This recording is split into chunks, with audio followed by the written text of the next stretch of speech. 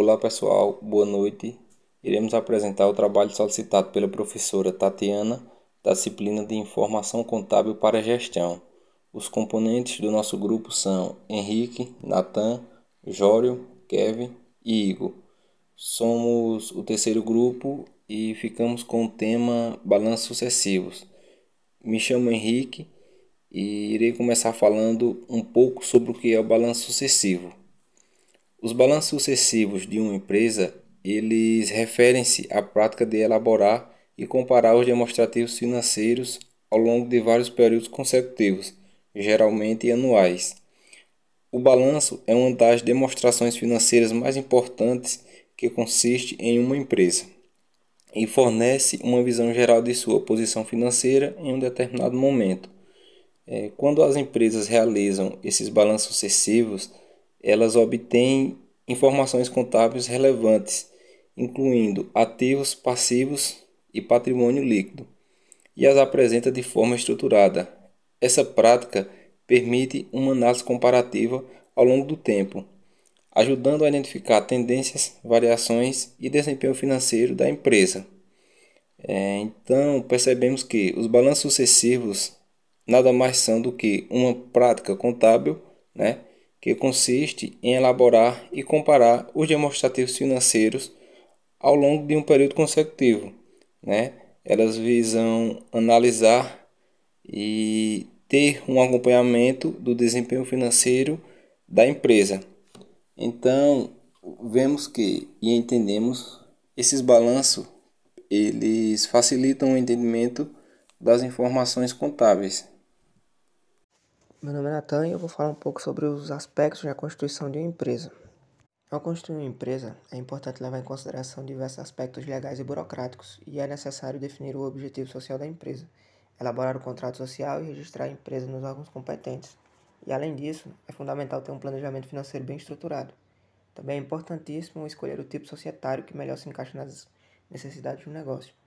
Dois tipos societários bem comuns são a sociedade limitada, a LTDA, e a sociedade por ações, a SA. Na sociedade limitada, a principal característica desse modelo de empresa é que a responsabilidade dos sócios se limita ao valor da cota integralizada no capital social. Nesse tipo de negócio, acontece a união de pessoas, dos sócios, que levam suas qualidades pessoais para o empreendimento. Outro limite previsto é em relação ao número de sócios, que caso alguém mais queira entrar nesse negócio, seu nome vai ter que ser aprovado pela sociedade e registrado no contrato social. Já na sociedade de ações, a união é dos capitais e não são consideradas as características pessoais do investidor. Neste caso, as cotas dos sócios são chamadas de ações e que podem ser negociadas no mercado financeiro. As ações podem pertencer a pessoas ou a empresas. E as diferenças entre uma empresa LTDA e um SA estão no formato da sua administração, na composição do seu capital social, no voto para definições estatutárias e na participação nos lucros. O capital social da limitada é dividido em cotas, que não podem ser negociadas em bolsas de valores. Eles são registrados no contrato social e possuem um valor nominal, ou seja, quanto cada uma delas representa do capital social. E já no caso da sociedade de ações, o capital é dividido em ações que podem, obedecendo certas regras, ser negociados nas bolsas de valores. Já na administração, a limitada é mais simples, pois ela pode ser exercida por uma ou mais pessoas, desde que seja previsto em um contrato. Outra possibilidade é a empresa ser gerida por um profissional qualificado em gestão, um administrador, e ele não necessariamente precisa ser um sócio, ele pode ser um contratado. E seja sócio ou contratado, não há uma necessidade de estipular um prazo de mandato para o administrador. Já na sociedade de ações, existe a necessidade de transitoriedade no cargo e a previsão de, no mínimo, 2 diretores. Também tem que ter a existência de um conselho fiscal e, além disso, a SA pode ter um conselho de administração. Não é obrigatório, mas, se constituído, ele será responsável por definir diretrizes gerais para a empresa. Tanto a diretoria quanto o conselho não podem permanecer mais de 3 anos nos seus cargos, sem que haja uma votação. Eles também podem se reeleger nessa votação. Já o voto nas empresas limitadas, o direito ao voto é de acordo com o número de cotas de cada sócio. E nas sociedades de ações, o voto acontece por meio das ações ordinárias nominativas. Então, quanto maior for o número de ações, maior vai ser a responsabilidade do acionista em relação ao poder administrativo. E na hora de dividir os lucros, a limitada prevalece a decisão da maioria ou o que estiver previamente acordado em um contrato. Os lucros podem ser distribuídos entre os sócios ou utilizados para investimentos. Já na SA, a divisão dos lucros está prevista em lei e é realizada em função de uma parcela, estabelecida em um estatuto. Me chamo Henrique e irei falar um pouco sobre movimentações de balanço na abertura de uma empresa. Na abertura de uma empresa, existem movimentações contábeis que ocorrem no balanço para refletir a situação inicial da empresa. Essas movimentações são capital social, contas bancárias, ativos, passivos, receitas iniciais e despesas iniciais. O capital social, ele é o valor inicial investido pelos sócios ou acionistas para iniciar a empresa. Essa movimentação envolve o registro do valor do capital inicial no patrimônio líquido da empresa.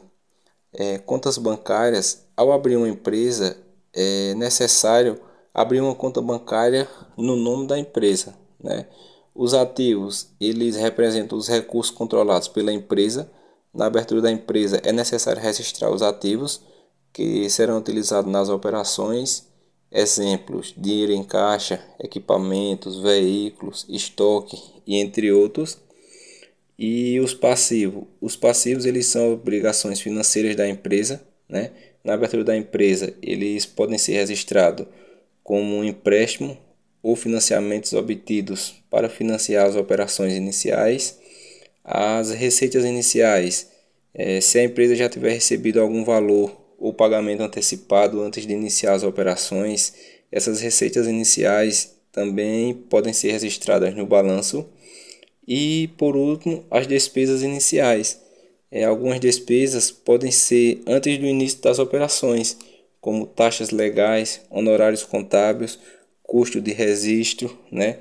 Que para fazer todo esse processo de abertura, a gente tem um gasto, né? Precisa autenticar a documentação, reconhecer a documentação, precisa procurar um contador para se ter uma ideia do que é necessário para fazer a abertura da empresa, né? Então essas são apenas algumas movimentações contábeis mais comuns que ocorre para se fazer a abertura de uma empresa. Boa noite, meu nome é Jório Ferreira. Vou falar um pouco sobre capital social.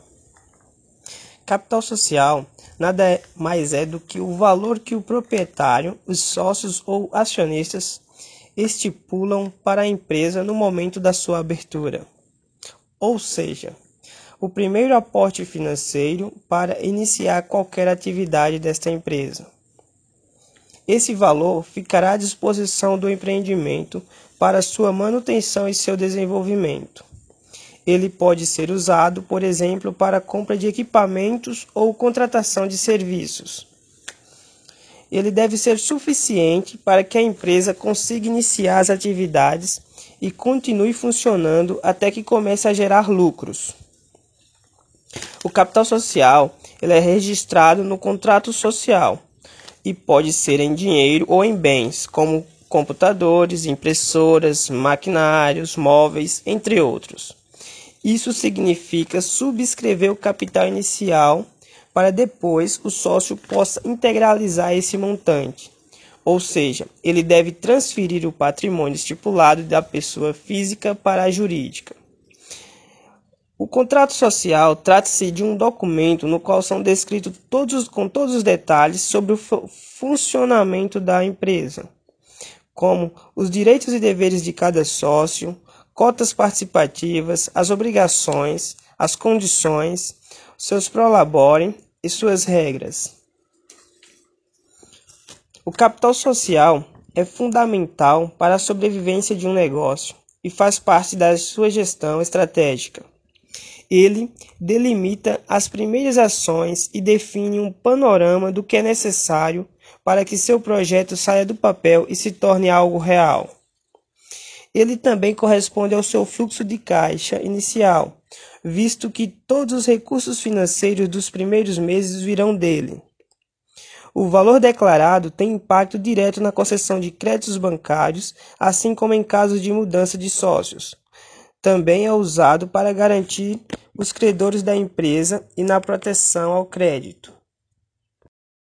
Boa noite, meu nome é Kevin. Eu vou falar um pouco sobre a aquisição de bens à vista e a prazo.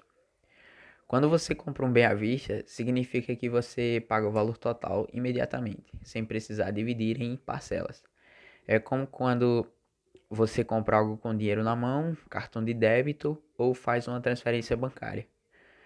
Quando uma empresa compra um bem à vista, geralmente utiliza recursos financeiros disponíveis imediatamente, como o saldo em caixa, economias ou linhas de crédito pré-aprovadas.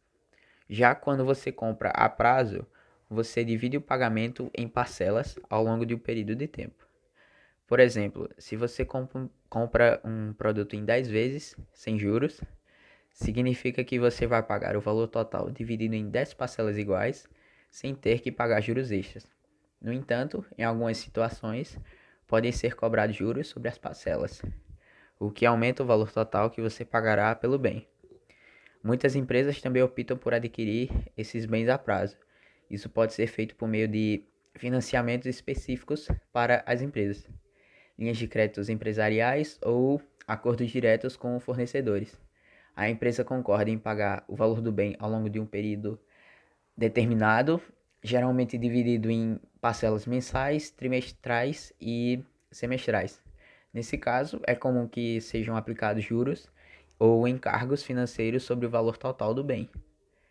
A escolha entre a aquisição à vista e a prazo para empresas envolve a avaliação de fatores como o fluxo de caixa, a disponibilidade de recursos, necessidades imediatas, planejamento financeiro e a capacidade de pagamento. Muitas empresas preferem comprar à vista quando possível, para evitar o pagamento de juros e ter mais flexibilidade nas negociações de preços e descontos. No entanto, a aquisição a prazo pode ser uma alternativa interessante para as empresas que desejam preservar o capital de giro ou aproveitar oportunidades de investimento sem comprometer todo o orçamento de uma vez só. Boa noite, meu nome é Igor e eu vou falar um pouco sobre o financiamento a longo prazo. O financiamento a longo prazo é uma forma de captação de recursos para empresas e indivíduos que envolve o acesso a fundos por um período extenso, geralmente superior a 5 anos. Esse tipo de financiamento é utilizado para projetos de grande porte que requerem investimentos significativos, como aquisição de equipamentos, expansão de negócios, construção de infraestruturas, compra de imóveis e entre outros. Existem várias fontes de financiamento a longo prazo disponíveis, cada uma com suas características e requisitos específicos.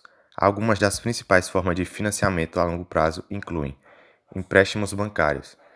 Empresas e indivíduos podem obter empréstimos de instituições financeiras, como bancos comerciais, para atender às suas necessidades de financiamento. Os termos e as taxas de juros são geralmente definidos com base no risco percebido do mutuário e na duração do empréstimo. Emissão de títulos. As empresas podem emitir títulos no mercado financeiro para levantar fundos. Esses títulos podem incluir debentures, notas promissórias e outros instrumentos de dívida. Os investidores compram os títulos, tornando-se credores da empresa e recebendo juros regularmente até o vencimento do título. Financiamento por meio de investidores de capital de risco. Startups e empresas em estágio inicial podem obter financiamento de investidores de capital de risco. Esses investidores fornecem recursos em troca de uma participação acionária na empresa e esperam um retorno significativo sobre o investimento no futuro, geralmente através de uma saída bem-sucedida, como a aquisição ou oferta pública inicial. O financiamento a longo prazo é uma opção vantajosa para projetos que demandam recursos consideráveis e cujos benefícios serão percebidos ao longo de um período estendido. No entanto, os mutuários devem avaliar cuidadosamente os termos e condições dos empréstimos e financiamentos, além de considerar os riscos associados, como flutuações nas taxas de juros e a capacidade de cumprir com os pagamentos ao longo do tempo. Planejamento financeiro sólido e a avaliação cuidadosa das opções disponíveis são fundamentais para garantir que o financiamento a longo prazo seja uma estratégia adequada para atingir os objetivos financeiros desejados.